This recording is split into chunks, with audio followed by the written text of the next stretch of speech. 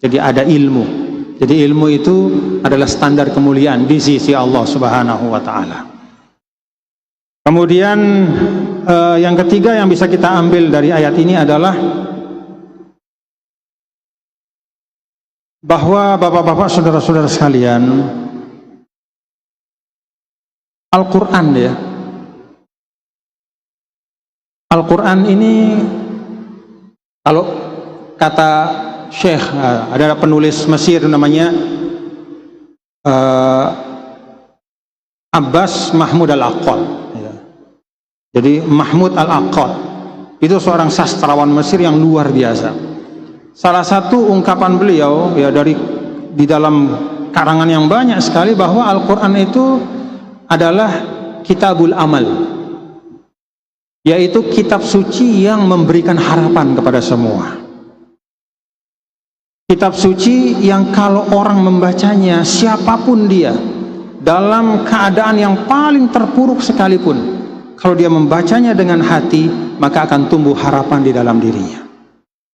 Nah, di sini kita lihat bapak-bapak saudara ya, masyarakat yang di situ yang boleh berkiprah hanya orang yang nasabnya seperti ini, hanya orang yang elit, hanya orang yang hebat, hanya orang yang kaya, maka Allah Subhanahu wa taala membuka ya di dalam Al-Quran, oh tidak seperti itu ya. Jadi kemuliaan, kepemimpinan dan kebaikan di dunia ini Allah bukakan untuk semua, siapapun, yang penting dia memenuhi syaratnya.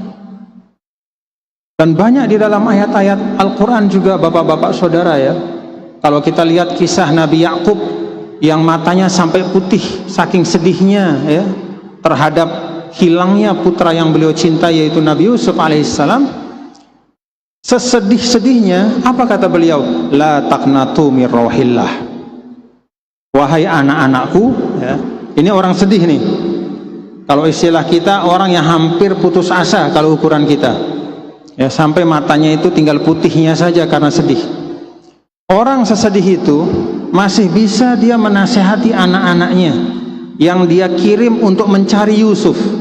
Kata anak-anaknya, Pak, puluhan tahun Yusuf sudah hilang, ngapain cari orang yang hilang? Kami ini sudah masih ada, ini anak-anakmu yang masih ada, ngapain pikirin orang yang hilang? Kata Yakub, saya masih yakin Yusuf masih hidup, karena itu pergi kalian mencari Yusuf. Dan mereka dibekali dengan salah satu pesan, la taqnatu mir rahmatillah tayasu mir rauhillah, innahu la yayasu mir rauhillah illal qaumul kafirun. Jadi semustahil-mustahilnya menurut kalian, sesulit-sulitnya menjumpai Yusuf, lebih daripada sulitnya mendapatkan jarum di tengah tumpukan jerami, istilahnya bahasa kita, tapi jangan putus asa dari rahmat Allah. Maka kata Abbas Mahmud Al-Aqad, fa innal qur'ana kitabul amal. Jadi Al-Quran ini adalah kitab yang memberikan harapan. Maka kalau kita gundah, kalau kita resah ya, obati keresahan kita itu dengan Al-Quran. Jadi sebelum Anda pergi ke psikiater, ke psikolog ya, sebelum Anda bertanya kepada orang cerdik pandai, ambil dulu Al-Quran yang ada di rumah kita, kita buka, kita minta syafaatnya. Karena apa? Wa nunazzilu minal qur'ani ma huwa syifa. Kenapa disebut nakiroh? Kata para ulama, Allah kasih dalam Al-Quran itu obat, disebut dalam bentuk nakiroh.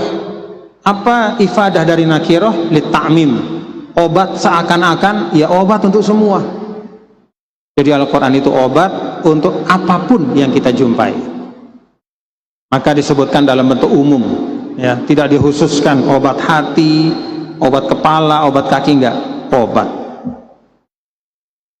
Jadi bapak-bapak saudara sekalian, itu yang ketiga yang kita ambil.